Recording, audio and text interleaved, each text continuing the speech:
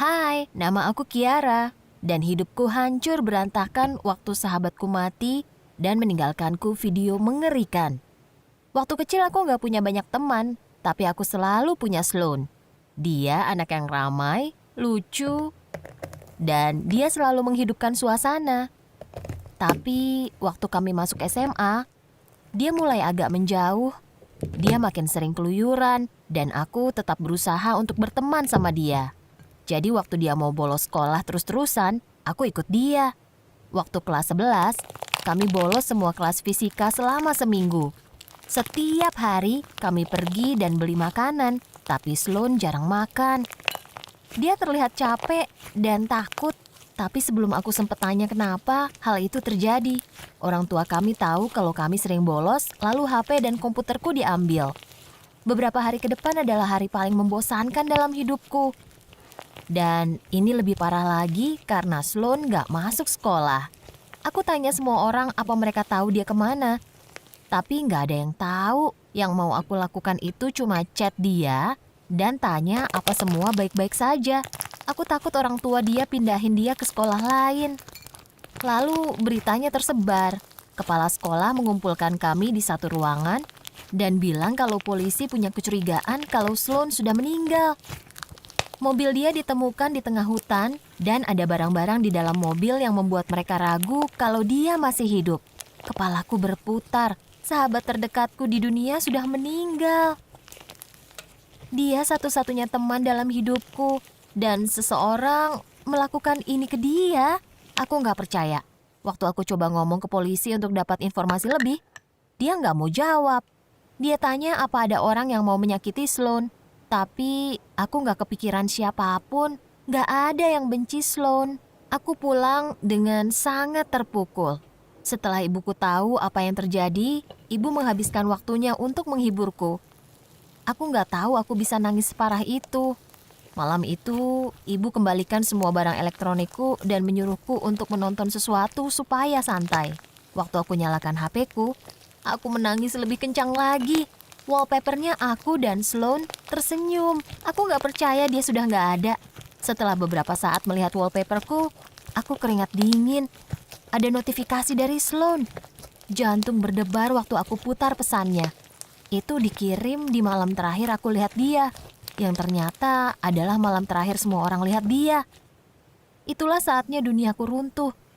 Itu bukan video Sloan ngomong. Itu video bapaknya teriakin dia. Videonya bergerak di sekitar kamar dia selagi mereka berantem. Bapaknya berdiri di depan pintu dan Sloan seperti sedang mengepak pakaiannya ke dalam koper. Di sepanjang video, bapaknya terus teriak dan Sloan menangis. Videonya hampir selesai dan aku dengar Sloan bilang, "Bapak bakal menyesal besok." Bagian terakhir video itu adalah wajah Sloan dengan air mata yang mengalir di pipinya. Waktu videonya selesai, aku mulai keringat dingin. Bapak Sloan terdengar marah. Apa bapaknya yang melakukan hal mengerikan ini ke Sloan? Aku coba klik videonya untuk tonton sekali lagi. Tapi aku sadar kalau aku sudah melakukan kesalahan. Di aplikasi itu, aku cuma bisa lihat videonya sekali. Kenapa nggak aku rekam layarnya? Aku tahu apa yang harus aku lakukan. Aku turun ke bawah dan langsung ke kantor polisi. Kalau aku cerita apa yang baru aku lihat, pasti mereka mau menginterogasi bapaknya Sloan. Tapi kagetnya, mereka malah ketawa waktu aku cerita apa yang terjadi. Bapaknya Sloan punya pekerjaan yang dihormati di masyarakat. Dan lagi mereka bilang dia punya alibi. Sambil menangis, aku bilang kalau mereka salah. Tapi mereka nggak mau dengar. Para polisi menyuruhku untuk percaya pada investigasi mereka. Tapi aku nggak ngerti gimana mereka mengharapkan aku untuk percaya sama mereka kalau mereka nggak mempertimbangkan semua bukti. Waktu aku pulang malam itu, aku mimpi buruk tentang Sloan. Semakin lama mimpi buruknya semakin parah. Dan sumpah, aku bisa dengar suara dari video itu terus-terusan. Pagi itu aku sadar aku harus cari bukti lebih banyak. Setelah dengar videonya, aku tahu Bapak Sloan bersalah. Bukannya ke sekolah, aku malah berdiri di depan rumah Sloan dan menunggu bapaknya pergi ke kantor. Waktu dia pergi, aku menyelinap masuk rumah. Aku tahu itu bahaya dan aku bisa masuk penjara, tapi aku harus melakukan itu. Aku harus menemukan satu lagi bukti yang bisa memberikan keadilan bagi temanku. Waktu aku masuk kamar Sloan, ratusan kenangan kembali menghantuiku. Air mataku membendung dan mengalir ke pipiku selagi aku melihat barang-barangnya. Waktu aku menemukan diari dia, aku tahu ini peluang terbaikku. Aku mulai membalik halamannya secepat mungkin. Beberapa hal benar-benar mengerikan. Mendekati akhir buku, Sloan bilang kalau bapaknya jadi semakin galak waktu dia masuk SMA. Bapaknya nggak ngasih dia makan atau mengurus dia sama sekali.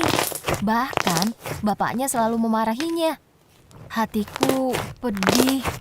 Aku nggak tahu kalau keadaan Sloan separah ini. Dia nggak pernah bilang ke aku. Di catatan terakhir, dia bilang kalau dia takut bapaknya bakal melakukan sesuatu yang sangat buruk padanya. Saat itu, aku tahu bapaknya pasti ada di balik hilangnya Sloan. Waktu aku mau pergi, aku dengar suara keras di lantai bawah waktu pintu depan terbuka.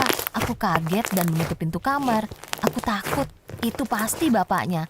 Kalau dia menemukanku di kamar dengan jurnal ini, entah apa yang bakal dia lakukan padaku.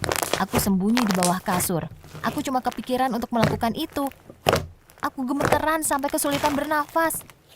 Aku dengar langkah beratnya menaiki tangga. Aku menatap dinding yang jauh dari pintu, takut melihat pintu itu terbuka. Lalu aku dengar pintunya berderit terbuka. Aku nggak pernah setakut itu. Aku takut dia lihat aku menyelinap masuk rumah. Apa dia bakal melakukan hal yang sama ke aku kayak ke anaknya? Langkahnya mendekat ke aku yang rasanya kayak slow motion. Aku bisa dengar setiap langkah yang membuat lantai berderit. Lalu aku merasa seseorang berlutut di samping kasur. Aku memikirkan cara untuk melawan, cara untuk aku dorong dia dan lari keluar. Aku mengumpulkan semua keberanian untuk menoleh. Aku tarik nafas panjang dan menoleh. Tapi yang aku lihat berbeda dari yang aku bayangkan. Sloan menatap ke arahku. Tersenyum sambil berkaca-kaca. Aku mulai gagap. Aku nggak percaya apa yang aku lihat. Sahabatku belum meninggal. Tanpa bilang apapun, aku merangkak keluar dari bawah kasur dan memeluknya. Kami menangis sambil berpelukan lama banget. Akhirnya aku menanyakan apa yang sebenarnya terjadi. Aku bilang kalau semua orang pikir dia sudah mati. Sloan menyuruhku duduk. Dia ceritakan semuanya. Akhir-akhir ini bapaknya makin parah. Jadi dia merasa harus pergi atau sesuatu yang buruk bisa terjadi. Di malam waktu kami ketahuan bolos, dia memilih untuk kabur dari rumah. Dia sengaja meninggalkan mobilnya di hutan dengan bukti menyeramkan supaya dia bisa pergi dan memulai dari awal. Aku nggak percaya apa yang aku dengar. Aku sedih banget Sloan nggak cerita padaku apa yang terjadi. Waktu aku tanya kenapa dia nggak bilang orang dewasa lain, dia bilang dia takut apa yang bapaknya bakal lakukan. Dia pikir pura-pura meninggal adalah satu-satunya jalan keluar dia. Aku genggam tangan Sloan dan bilang kalau kita harus ke polisi. Bapak dia bakal dihukum karena kelakuannya. Dan gak ada alasan kenapa dia harus menyerahkan segalanya. Sloan terlihat takut, tapi dia setuju denganku. Bersama kami pergi ke kantor polisi dan cerita segalanya. Mereka benar-benar kaget saat lihat Sloan. Dan mereka meminta maaf karena nggak mendengarkanku. Setelah dengar tentang kelakuan bapaknya, mereka pikir sebaiknya Sloan diurus tantenya. Sekarang, Sloan bahagia dan jauh lebih baik. Aku nggak sadar betapa pentingnya perubahan kelakuan Sloan. Tapi aku bersyukur aku bisa bantu dia ke lingkungan yang lebih bahagia dan sehat. Sekarang dia tahu kalau sebaiknya memberitahu orang dewasa apa yang terjadi. Dan aku tahu betapa pentingnya untuk benar-benar ngobrol sama teman-temanku tentang hidup mereka. Apakah kamu menemukan kelinci? Cowok yang tidur.